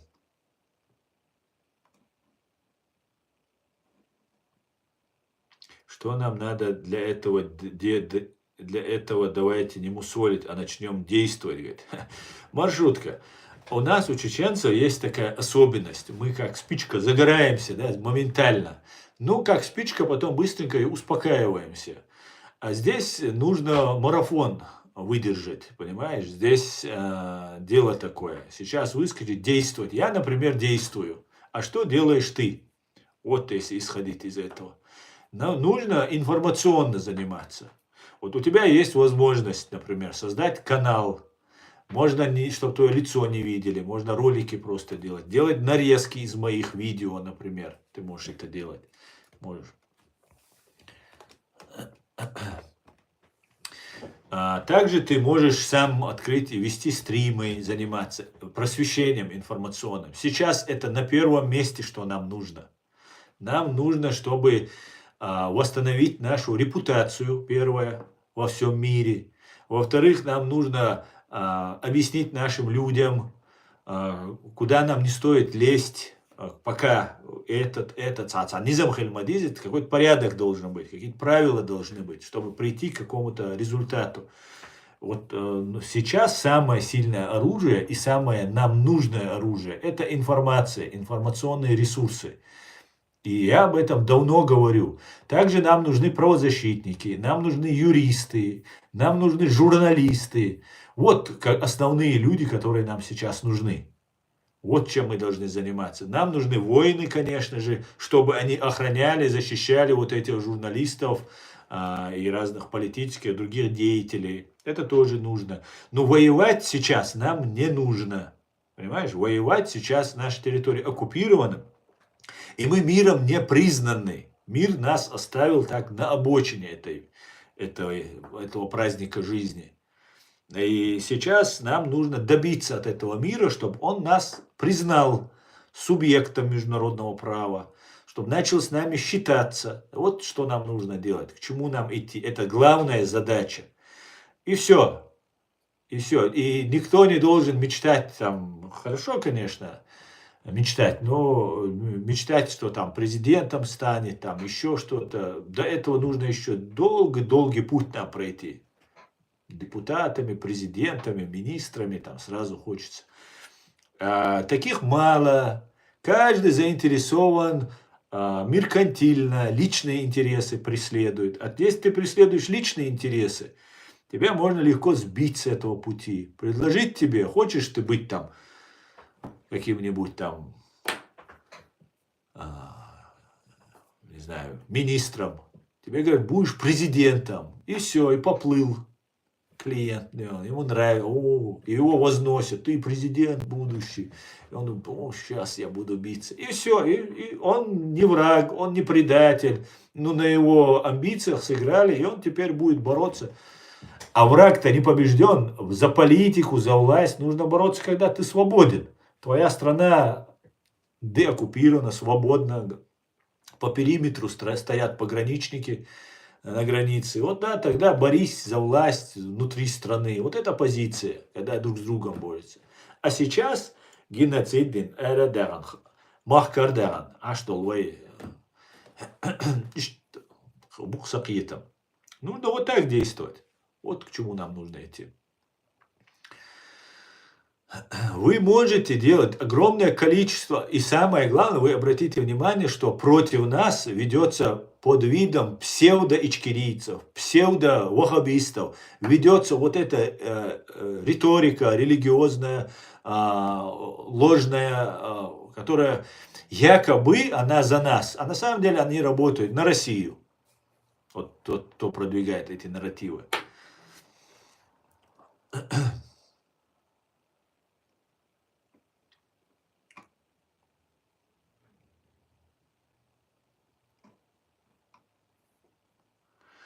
Я в Бельгии жду, Дублин пока уйдет. Ну, значит, ты недавно приехал. Маршрутка. Ну, будь осторожен. Будь осторожен. Здесь очень много псевдо, ненастоящих людей, которые тебя могут втянуть в свои сети. Поэтому будь очень внимателен.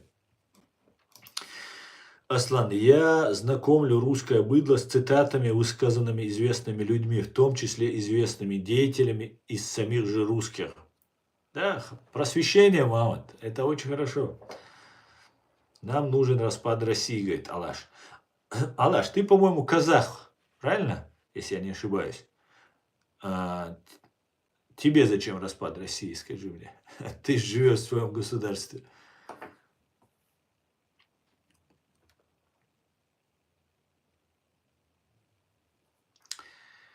Многие молодые чеченцы на Западе стали исламистами. Почему это случилось? Ну, во-первых, многие молодые чеченцы не стали исламистами на Западе. Это во-первых. А почему это случилось, тот, кто стал этими исламистами? Это много факторов. Вот, возвращаясь к предыдущей нашей беседе, дело в том, что Россия не просто совершила геноцид против нас, она начала использовать чеченский народ дальше для своих имперских амбиций, своих геополитических каких-то целей. И таким вот образом ведется усиленная пропаганда среди чеченцев. Понимаете? Ведется пропаганда, что там мы должны там какой-то халифат сделать, там кафиры, мафиры там и все остальное. И это здесь, в Европе находясь. Европа, зачем ты сюда? Едь в Афганистан, там строят, там как раз они построили, кстати, они сейчас, талибы пришли к власти, отменили закон, там на 10-летних, по-моему, девочек уже можно жениться, кстати говоря. А за педофилию я вообще расстреливал бы людей. Единственное, за коррупцию во время войны и педофилию я бы расстреливал бы. Вот в Афганистане есть, можно туда поехать. Там тоже, кстати, очень хорошо, там есть хорошие дороги, американцы им понастроили. Можно там пожить. Вот эти вещи, ведется работа, усиленная работа ведется против нас. К большому сожалению, мы постгеноцидный народ, который оказался без информационной просветительской работы. Все информационные ресурсы, основные ресурсы, которые были, они оказались под лапой врагов чеченского народа. И вот они нас использовали, манипулировали. И я решил положить этому конец. И не я один, нас много, но я один из них. Кто решил положить конец и говорить своему народу правду, а заодно и не только своему народу, и другим народам. Пусть знают, какая-то польза будет. Плюс это как для истории важно фиксировать эти моменты, чтобы потом в протяжении 20-30 лет, все же в интернете остается, будут люди смотреть и сравнивать, что было тогда, сейчас и что у них там происходит. Казаху, я жду распада. Суно дарари иза сухасан далечан ашхир вар. Китё момо аль-никаин. Сун ино дарари. Соэс и дакайкдеш саюха илан, в отличие от тебя, Ашу. Ашу, арш комментариеш, я зяи стаю и дешнеш кигадеш. Хочу ксо, казах мавара, хун развал хую. Хундю аль-хайтар кастюк, таджимал и камелда, дискуссия. Но сагатеш валари, со, но дош валари, хасан на момо аль-никаин, далечан ашхир варсо. Это.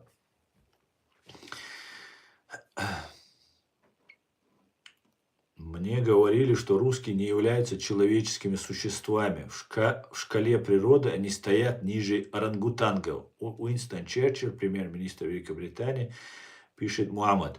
Говорил ли такое Мухаммад Черчилль? Я не думаю, что он так мог сказать. Это может, ну, не знаю я. Как ты думаешь, что нам нужно для идеальной консолидации? Маршрутка, нам нужно определиться, что мы хотим. Понимаешь? Вот и все. Единственное мое условие, которое я выдвигаю для объединения с собой, это чтобы не иметь среди нас российских агентов, которых сейчас вместе с тобой тоже сюда засылают. Не именно с тобой, а вот в процессе. Ты же недавно сейчас через Дублин приехал, я полагаю. Сюда загоняют сюда вот этих людей. Вот нам нужно, чтобы не было предателей и агентуры среди нас. Вот что самое главное. Нам нужно объединиться вокруг своего президиума, правительства Чеченской Республики Ичкерия. Нам нужно показать всему миру, что мы цивилизованные, демократические, нормальные люди. Вот все, что нам нужно. А вся вот эта агентура, которая есть среди нас, она должна быть разоблачена. Чтобы чтобы обрели независимость Ингушетия, Дагестан, Чечня, Башкортостан, Татарстан, Якутия, Бурятия. Ну, понятно. Ты, значит, за нас переживаешь, Алаш. Спасибо. Валейк салам, гражданин Ичкерия. Машуаля.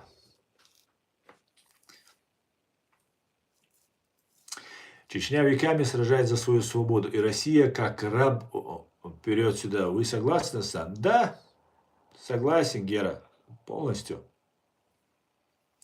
Всякие интервью, речи Джохара Дудаева меня вдохновляли, слушая его с восторгом. Да, Джохар, конечно, умел подбирать слова, и оратор был хороший. И очень мудрый, и умный человек, конечно, был Джохар. Очень-очень нам его не хватает.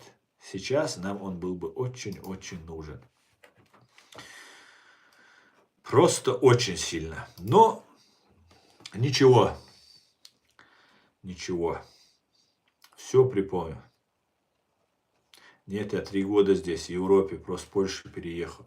Ну, 3 года как раз вот они и начали, как раз года 2 назад, они засылать начали массово. А так постоянно потоки идут. Вообще я имею в виду. Нам нужно быть очень осторожны с этими ГБшниками, да. Дели саламаш хуйлшу доил масу маш Аллах дал эту бойло. Амин, амин. Амин, Аллах. Дал эту бойло. Дели свой массера бойло. Хотя и немецкий байр кегуй.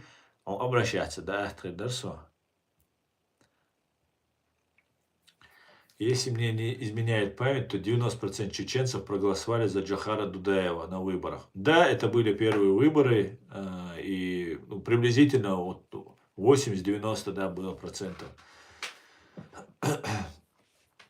Почему российские власти выпускали беженцев из Чечни? Ведь более логично было бы препятствовать. Но препятствовать, они всячески препятствовали вообще-то, всю историю они всегда препятствовали, там, начиная от невыдачи загранпаспортов. Я думаю, половина Чеченской республики уже уехала бы, если бы просто загранпаспорта выдавались. Загранпаспорта же не выдаются.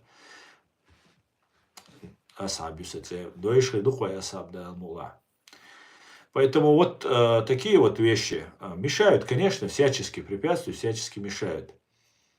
Но одновременно с этим им нужны здесь агентуры, здесь нужно сделать теракты, здесь нужна дестабилизация обстановки для России. И они все делают для того, чтобы прийти к этому.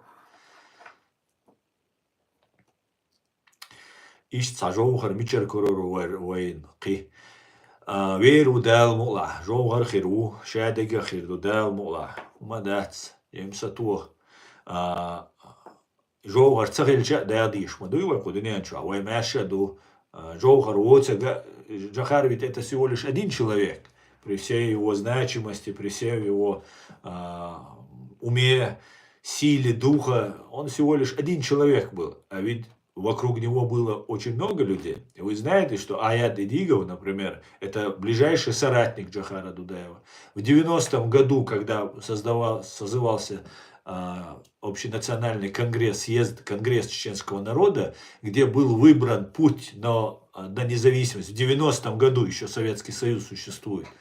Вот тогда вот только вот они только организовывались, наши силы, патриотические, свободолюбивые силы. Там вот этот организатор, одним из организаторов этого съезда, общенационального конгресса чеченского народа, был именно Аят Эдигов. Он очень хорошо умеет организовывать эти работы, проводить, очень многое делал. Потом был председателем парламента, когда фактически конституционный судья, парламент, все предали нас. Они писали в Москву письма, конституционный судья, вот Закаева товарищ, он писал письмо, я выкладывал у себя на странице, и сейчас ее снова выложу после стрима, если не забуду. Можете найти у меня и в Телеграм, и Инстаграм, и в X, и в Facebook. У меня есть эти и фотографии, есть и тексты, есть и на русском языке. Они обращались к России, чтобы те завели войска. Понимаете? Дайте нам оружие, дайте нам помощь, мы сами здесь наведем порядок. И потом Россия предоставила им танки. Ну, это все было уже подготовлено 100%. Это сперва они подготавливают, а потом уже бумажки идут. написали, там, поговорили и так далее. И вот они зазывали эти войска, эти армии. А я возглавил тогда парламент, он был депутатом, потом стал председателем парламента. И верой и правдой служил своему народу всю свою жизнь. Всю свою жизнь. Ему дома сжигали, его родственников убивали, очень много преследовали и так далее, и так далее. Не озлобился, не ожесточился, не изменил ни своим принципам, ни своему народу. Идет своим путем. Человек-легенда. И мы, знаете, у нас, у чеченцев, такая привычка, такая плохая просто привычка. Мы начинаем отдавать дань уважения человеку только после его смерти. При жизни нам это кажется, ну, как-то, ну, типа, подлизываться, еще что-то. Не нужно подлизываться. Подлизываться, это чеченцы ненавидят. Но не нужно этого делать. Но нужно признавать, если всю свою жизнь человек прожил, ему за 70 лет сейчас, чемпион СССР по вольной борьбе, так, на минутку, и много-много чего, талантов есть. А я, да, говорит на английском, на французском, на русском, на чеченском, очень талантливый человек, да. Поэтому, и не только он, там есть еще другие люди. Я постоянно говорю про Аллу Дудаеву и Аяда Идигова. У нас есть генеральный прокурор, Сербиев, по-моему, его фамилия. Еще есть там люди, которых не надо пока говорить. Вот такие вот вещи. Все есть, все отлично. Ну, просто нет у нас возможности сейчас развернуть информационную вот эту нашу мощь во всю силу. Но мы развернем информационно-аналитический центр, все будет, все сделаем. И объединяться нужно на решении, ведь президиум это же просто временный орган, который они собрали. Мы должны объединяться на решении ноября общенационального 90-го года, общенационального конгресса чеченского народа, когда это выбор чеченского народа, курс на суверенитет и независимость. Вот главный, основной наш посыл, и мы должны в этом направлении двигаться. Чеченцам, в отличие от россиян, русских, не нужен царь. Да, Джохар был лидером во время войны, особенно это было ценно и важно. И никто в голову даже не могло прийти, что Джохар может там свернуть с пути, сбежать, там еще что-то. И вот эти вещи, которые тогда происходили и сейчас происходят, они должны мы должны понимать, что мы не нуждаемся в поводыре, который будет водить нас, да, по пустыне 40 лет. Нам нужно просто показать дорогу и сказать, вот это наш путь, вот этот путь приведет нас к успеху и к процветанию. И это не противоречит ни исламу, ни твоим национальным. Ну, конечно, мы другое не можем предлагать. Мы есть часть чеченского общества, чеченского народа и государства. И вот чеченец будет идти по этому пути.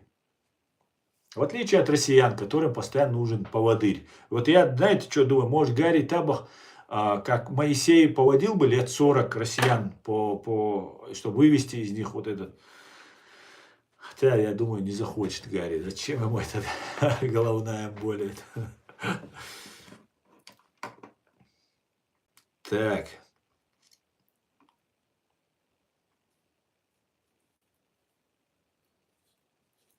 Алекса, да? Так, это уже... Первым делом Ичкерия, но остальное после, да? Мама, да, ищется так. Мне иногда кажется, что нас, правда, никто не понимает, что я про твою отсылку про волка и барана.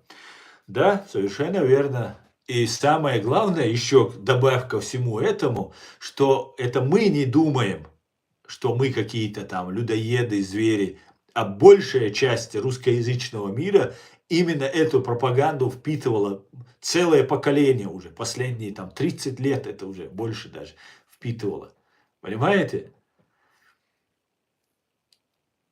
И никто, даже многие в глаза чеченца живого не видели, как вот разные антисемиты, которые ни разу, ни один день с евреем вместе не провели в его семье или забрав еврея себе в семью. Просто пообщаться, подружиться, посмотреть, что там за люди.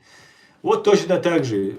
Ни одного чеченца живого не видели, но ненавидят чеченца. И мы это даже не догадываемся, как нас ненавидят, как нас боятся, опасаются. Вот сила репутации.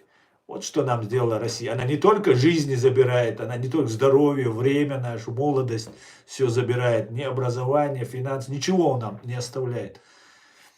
Она еще даже репутацию нас, на века убивает нашу репутацию. Понимаете?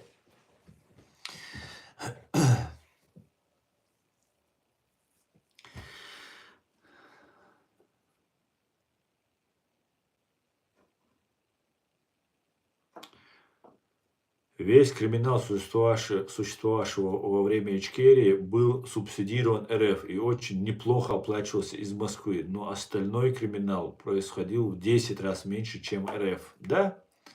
Совершенно верно. Чеченцам салам из Дагестана. Салам, салам.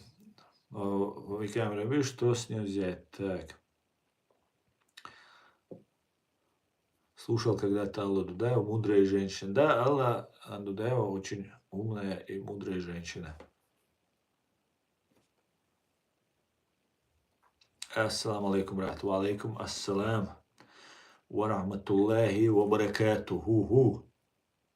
İşte elçiler. İzin veriyor işte. Hu Алла, да. Ху генда эйлашуна сиз. Язин. Если на карту посмотреть, смешно же, почему 40 лет ходили по земле обетованной, вроде рядом Египет стоит с Израилем. Но, наверное, Египет, нужно было же, наверное, выветрить это все дело, наверное. Не знаю я. Так, мы, друзья, уже почти 2 часа в эфире. Я думаю, на этом мой стрим заканчивается. Потому что я чувствую, у меня уже температура поднимается. Мне вот здесь уже виски давит. Поэтому приятно было пообщаться. Все будет Ичкерия, друзья. Знаете это. И знаете, что мы на пороге грандиозных событий. Пожалуйста, не дайте себя никуда втянуть в провокации, российские провокации. Ни в коем случае. Мы должны, чеченцы, это в первую очередь, я к вам обращаюсь. Мы немножечко потерпим. Потерпели, еще чуть-чуть потерпим. И все будет отлично. Да, мула. Так, Аслан, Чечения, возможно, только шариатское правление. Смирись, говорит, бардак. Я понимаю, что вы строите Палестину 2.0. Вы хотите утопить чеченский народ в крови. Это делают российские спецслужбы, которые не против того, чтобы чеченский вопрос был уничтожен. Это делают люди, которые предали чеченский народ, потому что им отвечать перед чеченским народом за геноцид, который они вместе с русскими творили над нами. Поэтому они хотят сейчас изменить нашу Ичкерию на какое-то новое образование. Вы же видите, вон Закаев, Кутаев, там, и то 10-й прыгают, то одно, то другое, то третье, постоянно говорят. Поэтому шариатская форма правления, ты даже не знаешь, что это такое. Ты не знаешь. Вы хотите создать КГБшный шариат. КГБшный шариат на территории моей страны. Считайте, я вам показываю дулю всем. У нас свое государство есть. Мы не против мусульман. Мы мусульмане. Мы не против шариата. Мы живем по шариату. Свод мусульманских законов и правил. Мы живем по ним. Даже в оккупации мы живем. Мы рождаемся мусульман. Живем по шариату, рождаемся. Умираем по шариату. Всю свою жизнь живем по шариату. А вы хотите под видом ислама использовать чеченский народ, чтобы его весь мир потом, как сейчас долбят террористов, Хамас и других разных террористов и ублюдков. Вы хотите чеченский народ довести до состояния арабов Палестины и потом раздолбать их к чертовой матери. Вот ваша цель, которую вы преследуете. Есть обманутые вами люди, которые думают, что они там за ислам, за шариат и так далее. Это все обман.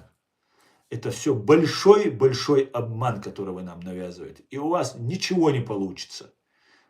Вы можете имитировать, вы можете существовать, но это будет как на песке созданный замок, который, и это ваши планы, а у нас совсем другие планы. И наши планы преодолеют Далмуа, все будет Абдулла Машуаль, Далмуа. На этом я свой стрим заканчиваю. Спасибо, что смотрите, поддерживаете. Все будет Ичкерия. Слава Украине. God bless Америка.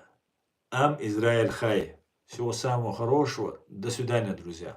Завтра, если я буду в состоянии, у нас состоится стрим с Аядом Идиговым на платформе открытого диалога. В 19 по Берлину. Адикюэль Маш Оль. Всего хорошего. До свидания.